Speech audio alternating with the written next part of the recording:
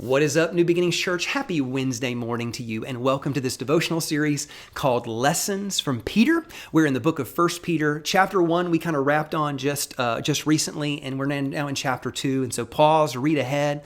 If you missed some devotionals, go back and listen. But we are going to take a look at just a few verses here, verses 9 and 10. And I'm going to tell you right now, I need you to focus on the language here. He uses a lot of adjectives in this, and so check it out.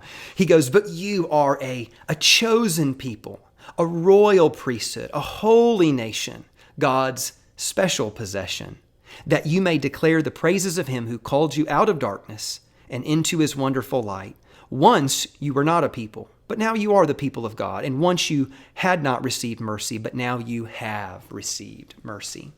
These are some words that really require you to reflect. And he throws in some fancy adjectives to really kind of, I think, double down on this idea. There's four terms or four kind of phrases, if you will, that God is going to use, that Peter's using here. And I think the purpose is to get you to change the way that you see yourself, right? Watch this. The first thing he says, you're not just a people. You're a chosen, you're not random. You're chosen people, meaning God is, that's what, by the way, what the church is. The church literally means the gathering, right? You are God's chosen people. The second thing is he says you're a royal priesthood. Now, again, this one takes some unpacking here. In the Old Testament, we know there was a priesthood, and the priest, of course, was the mediator between God and man. They spent time in the temple and the tabernacle, making sacrifices, making prayers. They were the mediators. And in this way, Peter's trying to say, I need you to recognize you are the mediators between God and man. If anybody's holding this thing together, if anybody's making the prayers, if anybody's making the sacrifices, if anybody is making this thing happen and holding this, it's you. God is using you. And not just as a priesthood, but watch this. Because he uses that word royal as an adjective, he's actually combining the idea of the line of the king and the line of the priest have now come together as one inside of you. That is a powerful thing. God wants you to rule and reign on the earth as the mediators between God and man. The third one was this: you are a holy nation.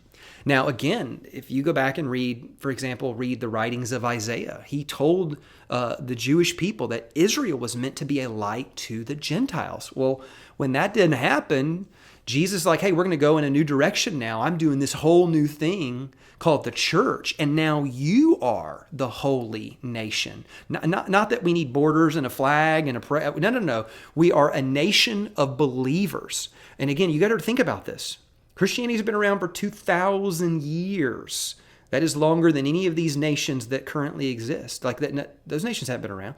Or if they have, they've evolved and changed and morphed over time. He goes, no. Let me tell you what's constant in the world. Nations will rise and fall. But Jesus and the Jesus gathering, that's here to stay. That's permanent. That thing's not going anywhere because, again, you're the thing holding it all together. And you're not just meant to be a nation. You're meant to be a holy nation, separated for his purpose. And then the fourth and final one was this: you are his special possession. You are his prized possession. I just want you to know, like, God wants you to use you to do great things.